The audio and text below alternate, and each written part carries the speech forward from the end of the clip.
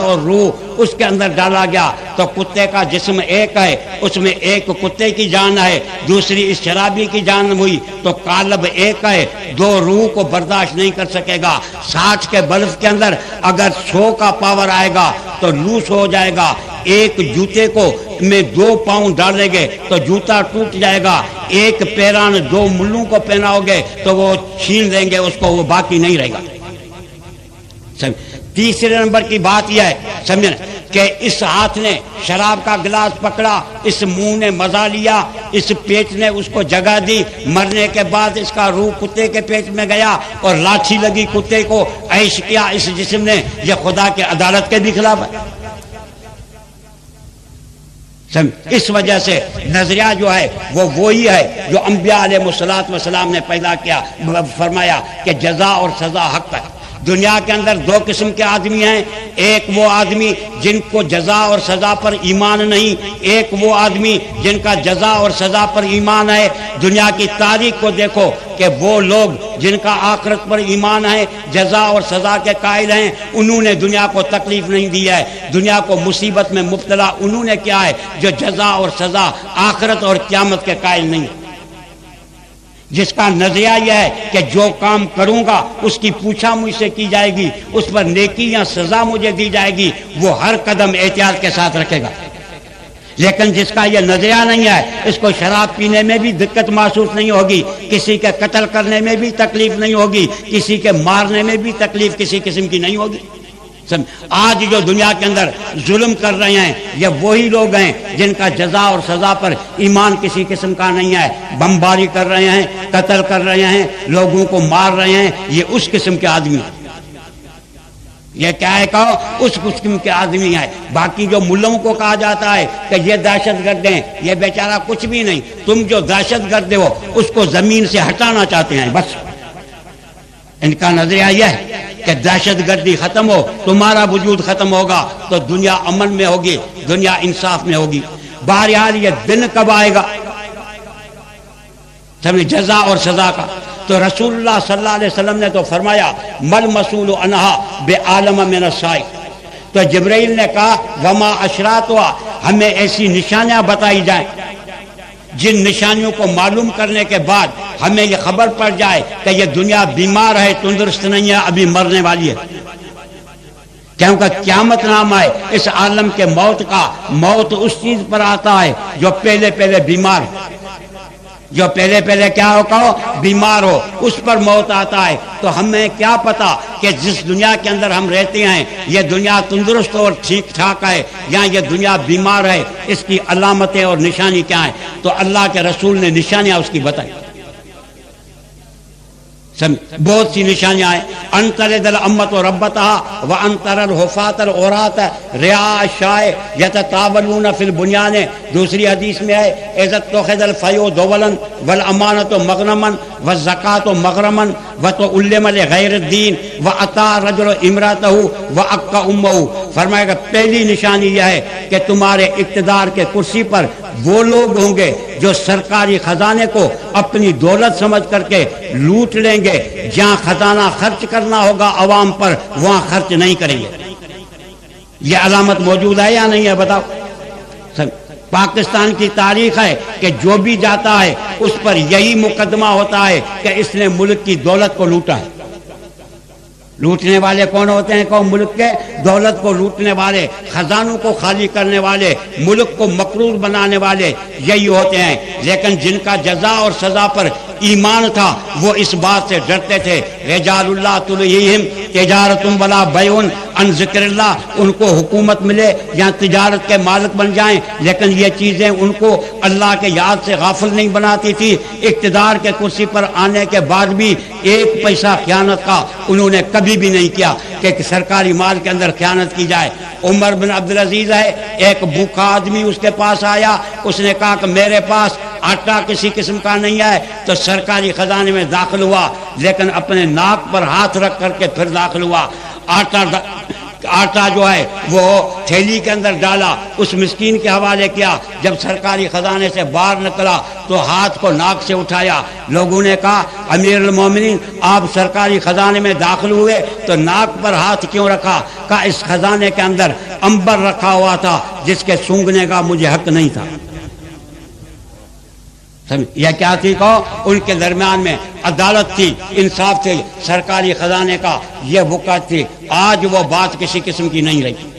باقی جو نشانیاں حضور صلی اللہ علیہ وسلم نے بتائی، ان میں حضور صلی اللہ علیہ وسلم نے فرمایا جب دنیا کے اندر 5 چیزیں ظاہر ہو جائیں تو تم سمجھ لینا کہ یہ عالم تباہ ہے، یہ برباد ہے، یہ عالم سکرات کے اندر ہے، ختم ہونے والا ہے۔ ایک بات یہ ہے کہ انسان کے نسب کی حفاظت نہیں ہوگی، دوسری بات یہ ہے کہ انسان کے عقل کی حفاظت نہیں ہوگی، تیسری بات یہ ہے کہ انسان کے دین کی حفاظت نہیں ہوگی۔ جب عقل بھی محفوظ نہ ہو، نسب بھی محفوظ نہ ہو، دین بھی محفوظ نہ ہو تو نتیجہ نکلے گا کہ نہ جان محفوظ ہوگی نہ مال محفوظ ہوگا۔ یہ 2 باتیں ان 3 باتوں پر مرتب۔ عرض کیا گیا کہ یا رسول اللہ نسب کیسے محفوظ نہ ہو؟ فرمایا کہ جب زنا عام ہو جائے گی تو انسان کا نسب محفوظ نہیں رہے گا، حرامیوں کا تعداد دنیا کے اندر بڑھ جائے گا، ان میں خیر اور اچھائی کی امید نہیں رکھی جا سکتی۔ جب کیا ہو جائے کہ زنا عام ہو جائے اس وقت میں انسان کا نسب محفوظ نہیں رہے گا، جب نسب محفوظ نہیں رہے گا تو حرامیوں کی تعداد بڑھ جائے گی، ان میں اچھائی کی خیر کی کوئی امید نہیں رکھ سکتا ہے۔ اب آپ خود دیکھو کہ یہ چیز موجود ہے یا نہیں۔ اپنے ممالک کو آپ ہی پہچانتے ہو، لیکن یورپ کے رسالے پڑھو کہ 70% انسان یورپ کے اندر، امریکہ کے اندر، برطانیہ کے اندر بغیر باپ کے، ان کا باپ نہیں۔ مانا حرامیوں کی تعداد کیا ہو گئی؟ کہو بڑھ گئی۔ اس وجہ سے انہوں نے فوج کے اندر جو بھرتی کیا وہ بھی ان حرامیوں کو بھرتی کیا تاکہ پیچھے ان کا کوئی رونے والا نہ ہو، مر جائیں تو مر جائیں۔ یہ میرین فوج والے جو بھی ہیں ان کا باپ نہیں ہے۔ فرمایا نسب انسان کا تباہ ہو جائے گا، وہ تب جب زنا عام ہوگی۔ اب آپ دیکھتے ہیں کہ زنا عام ہے یا نہیں ہے؟ زنا کیا ہے؟ زنا عام کب ہوگی؟ فرمایا کہ جب بے پردگی عام ہوگی۔ قرآن فرماتے ہیں وَقَرْنَ فِي بُيُوتِكُنَّ وَلَا تَبَرَّجْنَ تَبَرُّجَ الْجَاهِلِيَّةِ الْأُولَىٰ۔ اے نبی اپنی بیویوں کو جو امہات المومنین ہیں اور آپ پر ایمان لانے والی مومنات کو حکم کرو کہ گھر کے اندر رہیں، وَلَا تَبَرَّجْنَ زینت کر کے گھر سے باہر کسی قسم کی نہ نکلیں۔ جب عورت زینت کر کے گھر سے باہر نکلتی ہے تو رسول اللہ صلی اللہ علیہ وسلم نے فرمایا فَهِيَ قَضَا وَقَضَا اے زانیتن، تو وہ عورت زانی ہے۔ عام لوگوں کے آنکھوں کو زنا میں مبتلا کرتی ہے۔ آنکھ کا زنا ہوتا ہی ہے کہ دوسری عورت کو دیکھا جائے۔ آنکھ کا زنا یہ ہوتا ہے، ہاتھ کا زنا یہ ہوتا ہے کہ کسی اجنبی عورت پر ہاتھ لگایا جائے۔ سمجھے؟ تو فرمایا کہ اس قسم کی عورت زنا کے اندر مبتلا کرتی ہے۔ اب دیکھو کہ بے پردگی عام ہے یا نہیں ہے؟ بازاریں عورتوں سے بھری ہوئی ہیں، بازاریں عورتوں سے بھری ہوئی ہیں۔ جب ہم کہتے ہیں پردہ کرو تو حقوق انسانی والی عورتیں عاصمہ جہانگیر ہمارے اوپر ناراض ہو جاتی ہے۔ کیا کہتی ہے کہ یہ عورتوں کے حقوق پر ڈاکہ ڈالنا ہے، ان کی آزادی کو ختم کرنا ہے، ان کو پابند بنانا ہے۔ یہی کہا جاتا ہے نا، چیخا جاتا ہے۔ لیکن اسلام کے اندر اسلام نے جو عورت کو حقوق دیا ہیں، مجھے بتاؤ دنیا کے کس مذہب نے دیے؟ جب حضور صلی اللہ علیہ وسلم نے نبوت کا اعلان کیا تو سرزمین عرب کی حالت یہ تھی کہ وَإِذَا الْمَوْءُودَةُ سُئِلَتْ بِأَيِّ ذَنبٍ قُتِلَتْ۔ سمجھے؟ بیٹی کو زندہ قبر کے اندر جو ہے وہ دفن کیا جاتا تھا، کوئی پوچھنے والا نہیں تھا، اس کو فخر جو ہے وہ بنایا جاتا تھا۔ اس ماحول میں اللہ کے رسول نے اعلان فرمایا ہنیئا لکم علی بناتکم، لوگ آپ کو بیٹوں کے پیدا ہونے پر خوشخبری اور مبارکباد دیتے ہیں، محمد مصطفیٰ آپ کو بیٹی کے پیدا ہونے پر مبارکباد دیتا ہے۔ عورت کا مقام بڑھایا گیا یا نہیں بڑھایا گیا؟ کہو عورت کا مقام کیا بڑھایا گیا؟ اب یہ خوشخبری کوئی معمولی تھی؟ حضور صلی اللہ علیہ وسلم گھر کے اندر تھے، ایک عورت آئی جس کے پستان پر لڑکی تھی، لیکن حضور کو عرض کیا کہ یا رسول اللہ کھانا نہیں ہے 3 دن سے، سمجھے پستانوں نے بھی دودھ سے جواب دے دیا ہے میں بھی بھوکی ہوں اور میری بیٹی جو ہے وہ بھی بھوکی ہے. حضور اندر گئے, اماں عائشہ کو کہا ما عندک یا عائشہ, کوئی کھانے پینے کی چیز ہے؟ کہا ایک ہی کھجور ہے جو آپ کے روزے چھوڑنے اور افطاری کے لیے ہے. فرمایا میں روزے کا افطار پانی پر کروں گا, یہ کھجور اس لڑکی کی ماں کو دے دو. جب لڑکی کو ماں کو ملی فشقتھا نصفین, اس نے چیر کر کے دو حصے کیے, آدھا حصہ اپنے منہ میں ڈالا, آدھا حصہ لڑکی کا دیا. ایک ہی کھجور جو اللہ کے رسول کے ہاتھ سے نکلی تھی اس کا آدھا عورت نے کھایا تو اتنا اس کو پستانوں سے بھی دودھ بہنے لگا اور اس لڑکی جو ہے اس کی بھی بھوک جو ہے وہ ختم ہو گئی. حضور نے یہ حالت دیکھ کر کے حضرت عائشہ کو فرمایا جو تکلیفیں لے کر کے بیٹیوں کی اس طرح پرورش کرتا ہے محمد ضامن ہے کہ اللہ اس کو جنت میں داخل کرے گا. سمجھ میں آئی بات؟ یہ اسلام نے ان کو عورتوں کو حقوق نہیں دیا.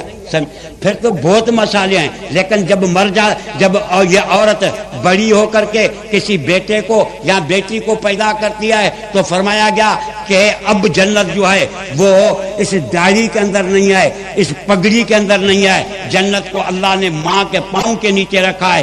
جب تک یہ راضی نہیں ہوگی تب تک تیری داڑھی تجھے جنت میں نہیں پہنچائے گی. مقام ہے یا نہیں؟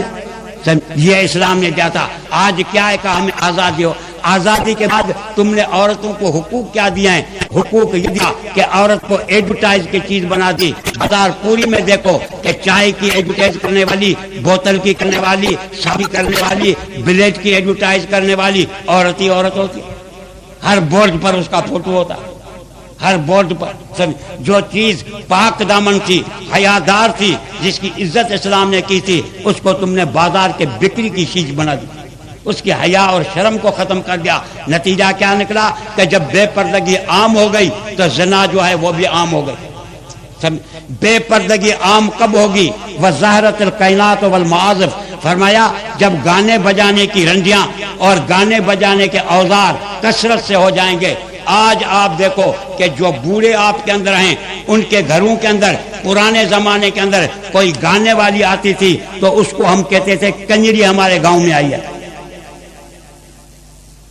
کوئی گانے والا آتا تھا تو اس کو ہم کہتے تھے کہ بھڑوا ہمارے گاؤں میں آیا. آج ان بولوں کا دور ختم ہوا. جب تمہارا دور آیا ہے تو جو کنجری تھی تمہارے باپ کے پاس وہ تیرے پاس اداکار ہے, جو بھڑوا تھا تیرے باپ کے پاس وہ تیرے پاس فنکار ہے. اس کو اداکار کہا جاتا ہے, فنکار کہا جاتا ہے. برائی جو ہے اس کو عام پھیلایا جاتا ہے. اب تم دیکھو کہ گانے بجانے کے بھی اوزار کتنے ہیں. ریڈیو بھی آ گیا, ٹیپ ریکارڈ آ گیا, پھر ٹی وی آ گئی, وی سی آر جو ہے وہ بھی آ گئی, اب کیبل بھی آ چکا ہے. فقط سوچ کو کھولنا ہے کہ دنیا کے جو بھی ننگے ہیں امریکہ اور برطانیہ کے سب ہمارے گھر کے اندر موجود ہوتے ہیں. بیوی بھی دیکھ رہی ہے, بیٹی بھی دیکھ رہی ہے, 10 بجے تک نہ 2 بجے تک دیکھ رہی ہے, 2 بجے تک فلمیں اور ننگی تصویریں سمجھے سب دیکھ کر کے سوتے ہیں. اب مجھے بتاؤ وہ فجر کے نماز پر اٹھتے ہیں سمجھے, کوئی 11 بجے اٹھنے والا, کوئی 12 بجے جو ہے وہ اٹھنے والا ہے. اس پورے نے ہماری تباہی کر دی. وہ مسلمان کا گھر جس کا شان یہ تھا کہ رات کو تہجد پڑھا جائے, قرآن کی تلاوت کی جائے, وہ گانے اور بجانے کا شکار ہو چکا. عورت کی, بیوی کی, بیٹی کی, بچے کی, تمام کی اخلاق کی حالت جو ہے وہ ہم نے بالکل گرا دی ہے یا نہیں ہے؟ بالکل کیا کر دی, گرا دی. اب کوئی چیز نہیں ہے کہ اس پر کنٹرول کر سکے. تمام کی تمام برائیاں ہیں. اب تو کیا ہوا, حکومت اس برائی کو رواج دے رہی ہے. ٹی وی وغیرہ کے لیسنوں کی قیمت کو کم کرنا یا ان کی قیمت کو سستا کرنا تاکہ ہر ایک جو ہے وہ رکھ سکے. اب گانے بجانے کا رواج ہو چکا. اب ہم دیکھتے ہیں کہ وہ لوگ جو رنجی کو 1,000 روپیہ دیتے ہیں وہ 50 روپیہ خرچ کر کے اپنی ماں کو چادر اور دوپٹہ بھی خرید کر کے نہیں دیتے. آج اس قوم کے ساتھ ہمارا کیا ہے, واسطہ ہے سمجھے نا, جو برائیوں کے اندر مبتلا ہے. ورنہ ہمارا شان یہ تھا کہ رات کو ہمارے گھر کے اندر قرآن کی تلاوت ہوتی, تہجد ہوتا. مسلمان کا شان یہ تھا کہ فجر کی نماز سے اٹھتا, اللہ کو یاد کرتا, اللہ کے نعمتوں کا حق ادا کرتا. یہ گھروں کے گھر اجڑے ہوئے ہیں. مسجدوں میں بھی دیکھو گے تو کچھ عشاء کو تو نماز ہوگی, مغرب کو ہوگی, لیکن فجر میں ایک مؤذن ایک ملا امام ہوگا, بس سب سوئے ہوئے. تو فرمایا کہ جب نسب انسانی کی حفاظت نہ ہو، نسب انسانی کی معنی یہ ہے کہ زنا عام ہو جائے، بے پردگی عام ہو جائے، گانا بجانا عام ہو جائے، تو تم سمجھ لینا کہ جس دنیا کے اندر تم رہتے ہو یہ دنیا بیمار ہے، یہ دنیا تندرست نہیں ہے۔ آج ہم بیمار دنیا کے اندر رہتے ہیں، تندرست دنیا کسی قسم کی نہیں ہے۔ عقل انسانی کی حفاظت نہ ہوگی، فرمایا کیسے؟ کہا یشرب الخمور، شراب جو ہیں وہ عام جام ہو جائیں گے، نشے کی چیزیں عام ہو جائیں گی، اس وجہ سے انسانی عقل کی حفاظت کسی قسم کی نہیں ہوگی۔ آج ہم دیکھتے ہیں کہ یہ مسلمانوں کا ملک ہے، لیکن ایک شہر کے اندر 20 دکان شراب کے ہیں، لائسنس ہر ایک کے پاس ہے، مسلمانوں کے بچوں کو پلایا جاتا ہے، ان کے مردوں کو پلایا جاتا ہے، ہیروئن ملتا ہے، بھنگ ملتا ہے، شراب ملتا ہے، افیم ملتا ہے، ہر قسم کے ان نشوں نے مسلمانوں کے اور ان کے بچوں کے عقل کو تباہ کر دیا ہے۔ جب نشے پینے والے عام ہوں گے، عقل انسانی کی تباہی ہوگی، تو مجھے بتاؤ ان پاگلوں سے دنیا کو خیر کی کیا امید ہو سکتی ہے؟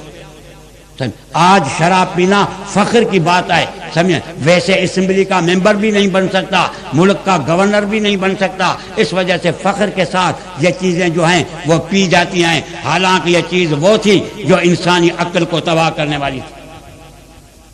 تیسری بات یہ ہے، فرمایا کہ انسان کے دین کی حفاظت نہیں ہوگی، وہ تو علم غیر الدین، دینی تعلیم سے رغبت نہیں ہوگی، اس کے ساتھ محبت نہیں ہوگی، دین کو جاننے والے جو ہیں وہ بھی نہیں ہوں گے۔ آج ہم دیکھتے ہیں کہ کالج اور یونیورسٹیاں فقط لڑکوں سے نہ لڑکیوں سے بھری ہوئی ہیں، اکیلی تعلیم نہ مخلوط تعلیم ہو رہی ہے، جوان لڑکوں کے ساتھ جوان لڑکیاں ماسٹروں کے سامنے پڑھ رہی ہیں، لیکن ہم جو مسلمان ہیں ان کو نہ الحمد آتا ہے، نہ نماز آتا ہے، نہ روزہ آتا ہے، نہ واپار کا طریقہ آتا ہے، اس وجہ سے سودی سود ہے ملک کے اندر۔ حضرت عمر کے دور کے اندر یہ قانون تھا کہ مارکیٹ میں دکان کھولنے کا اس کو حق تھا جس کو پہلے پوچھا جاتا تھا کہ بیو پار کے مسالے بھی آتے ہیں یا نہیں آتے۔ آج بھنگی دکان کھولے، بیاج خور کھولے، سود خور کھولے، سب کو اجازت ہے۔ اس وجہ سے تم دیکھتے ہو کہ سودی واپار ہو چکا، چیزوں میں ملاوٹ ہو چکی ہے ہر درجے کی۔ یہ فقط اس وجہ سے کہ وہ دینداری ہم مسلمانوں کے اندر کسی قسم کے نہیں رہے ہیں، ہمارے بچے دینی تعلیم سے معروم ہو چکے ہیں، ہمارے بوڑھوں کو آج تک نماز پڑھنی کسی قسم کی نہیں آتی ہے۔ بلکہ آپ کو بتاؤں کہ ایسے گاؤں بھی ہیں جن میں کوئی نماز جنازے پڑھانے والا نہیں تھا، میت کو بغیر جنازے کے دفن کر دیا گیا۔ اس قسم فرمایا جب یہ 3 قسم کی چیزیں ہوں گی تو 2 چیزوں کی حفاظت نہیں ہوگی، نہ جان کی حفاظت ہوگی نہ مال کی حفاظت ہوگی۔ اب جان کی حفاظت ہے، بڑے بڑے شہر چھوڑو، چھوٹے شہروں کے اندر کتنے انسان مرے ہوئے ہیں مسلمانوں کے۔ دیکھو کہ عراق کے اندر، یہاں پاکستان کے اندر، یہاں وزیرستان کے اندر، یہاں وانا کے اندر، یہاں کشمیر کے اندر، یہاں تھائی لینڈ کے اندر مسلمان کتنے بے شمار مرے ہوئے ہیں جن کو دفن کرنے والا بھی کوئی موجود نہیں ہے۔ کراچی کے بوریوں کے اندر انسان بند ہوتے ہیں، جب بدبو ہوتی ہے تو ان کو گٹروں سے نکالا جاتا ہے۔ مال کی بھی حفاظت کسی قسم کی نہیں ہے، مال کی حفاظت کوئی نہیں، کوئی راستے پر نکلا ہی نہیں ہے تو اس کو مال تو چھوڑو لیکن جان کا بھی خطرہ ہوتا ہے، 1 پیسہ بھی چھوڑنے والا نہیں ہوتے، سب راستے رات کو بلاک ہوتے۔ یہ جو تباہی آ رہی ہے کہ ہماری جان محفوظ نہیں ہے، مال محفوظ نہیں ہے، یہ تمام کی تمام تباہی اور بربادی اس وجہ سے آ رہی ہے کہ جس دین کی وجہ سے ہماری عزت تھی، جس دین کی وجہ سے ہمارا اکرام تھا، ہم نے دین کو چھوڑ دیا، اللہ نے ہماری عزت کو ختم کر دیا۔ میرے محترم دوستو، جس دنیا کے اندر ہم رہتے ہیں یہ دنیا بیمار ہے، تندرست دنیا کسی قسم کی نہیں ہے، تمام برائیاں اس کے اندر آ چکی ہیں۔ آج ہم مسلمان دنیا کے اندر پریشان ہیں، اس کا علاج فقط یہی ہے کہ حضور کے طریقے پر ہم واپس لوٹ کر کے آئیں، قرآن کو اپنے سینے سے لگائیں، سنت محمدی اور دین محمدی کو لگائیں، پھر ہماری عزت اور مال محفوظ ہو سکتا ہے، ورنہ نہیں ہو سکتا۔ آخر دعوانا والحمدللہ رب العالمین۔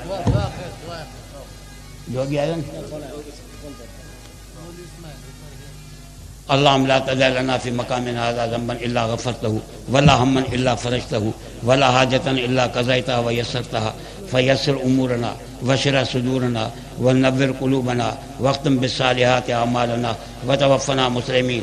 اے اللہ ہمارا بیٹھنا قبول فرمائے۔ یا پروردگار عالم ہمیں دین پر چلنے کی توفیق نصیب فرمائے۔ اے اللہ جو بیمار ہیں ان کو شفایاب بنائے، جو بے نمازی ہیں ان کو نمازی بنائے۔